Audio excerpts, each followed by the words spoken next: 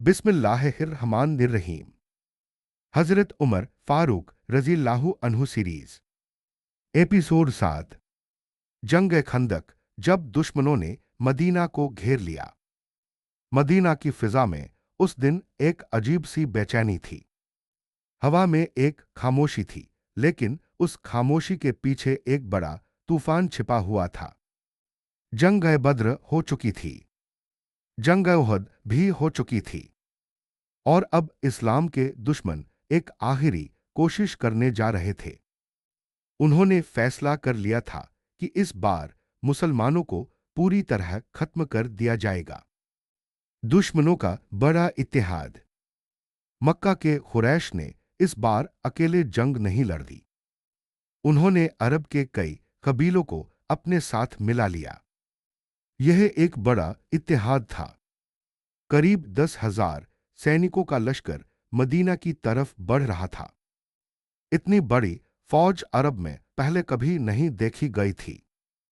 जब यह खबर मदीना पहुंची तो मुसलमानों के दिलों में हलचल मच गई। लेकिन उनके दिलों में अल्लाह पर भरोसा भी उतना ही मजबूत था। मशवरा। अल्लाह के रसूल हजरत मोहम्मद सल्लल्लाहु अलैहि वसल्लम ने सहाबा किराम रज़ियल्लाहु अन्हुम को जमा किया। सबके साथ मशवरा किया गया। तभी एक सहाबी ने एक अनोखी राय दी। यह सहाबी थे हजरत सलमान फारसी रज़ियल्लाहु अन्हु। उन्होंने अर्ज किया, या रसूलल्लाह सल्लल्लाहु अलैहि वसल्लम, हमारे मुल्क फारस में जब दुश्मन हमला करते हैं तो हम शहर के बाहर एक गहरी खाई खोद देते हैं। यह एक नई हिकमत अमली थी। अरब के लोगों ने पहले कभी ऐसा तरीका नहीं देखा था। अल्लाह के रसूल सल्लल्लाहु अलैहि वसल्लम को यह राय पसंद आई। खंदक की खुदाई। अब मदीना के बाहर एक बड़ी खाई खोदी जाने लगी। इसी वजह से इस जंग को कहा जाता है जंग खंदक। सहाबा किराम रज़ियल्लाहु अन्हुम दिन रात मेहनत कर रहे थे। ठंडी हवा चल रही थी, भूख भी थी, थकान भी थी, लेकिन ईमान की ताकत इन सब से बड़ी थी। हजरत उमर फारूक रज़ियल्लाहु अन्हु। इस मेहनत में हजरत उमर फारूक रज़ियल्लाहु अन्हु भी बाकी सहाबा के साथ शामिल थे। वह खुद मिट्टी उठाते, पत्थर हटाते और खंदक खोदने में हिस्सा लेते। सहाबा किराम रज़ियल्लाहु अन्हुम का यह मंजर बहुत दिलचस्प था। हर कोई अपने हाथों से इस्लाम की हिफाजत की तैयारी कर रहा था। भूख और सब्र।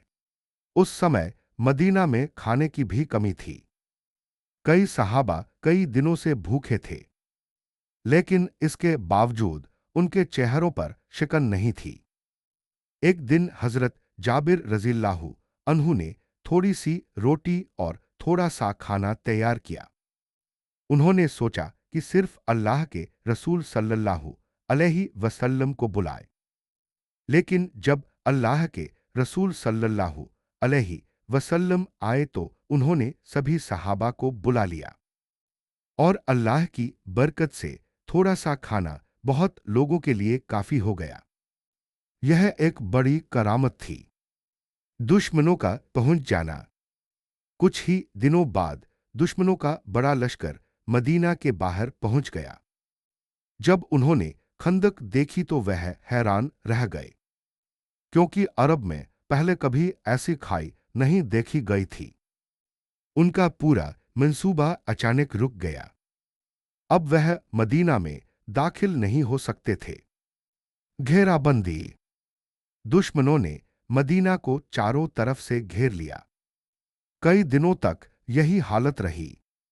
सर्द हवा, भूख और हर वक्त जंग का खतरा। लेकिन मुसलमान अपने ईमान के साथ डटे रहे। हजरत उमर की बहादुरी। इन मुश्किल दिनों में हजरत उमर फारूक रज़ियल्लाहु अन्हु हमेशा बहादुरी के साथ डटे रहे।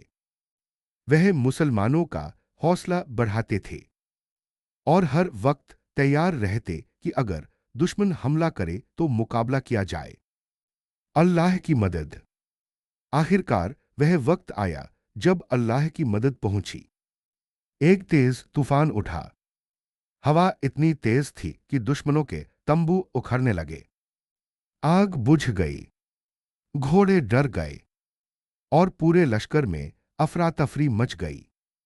दुश्मनों को समझ आ गया कि अब यहां रुकना नामुमकिन है और धीरे धीरे पूरा लश्कर वापस लौट गया बिना जंग के जीत।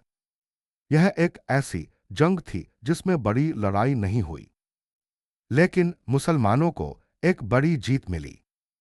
यह जीत सिर्फ तलवार से नहीं मिली थी, यह जीत सब्र, ईमान और अल्लाह की मदद से मिली थी। आगे क्या होगा?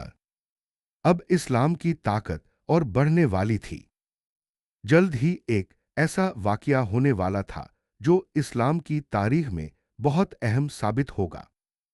यह वाकया था सुलह हुदैबिया। और इस दौर में भी हजरत उमर फारूक रज़ियल्लाहु अन्हु का किरदार बहुत अहम होने वाला था। अगले एपिसोड में हम जानेंगे सुलह हुदैबिया का पूरा वाकया, क्यों यह समझौता मुसलमानों के लिए बड़ा इम्तिहान था और कैसे बाद में यही इस्लाम की बड़ी जीत साबित हुई।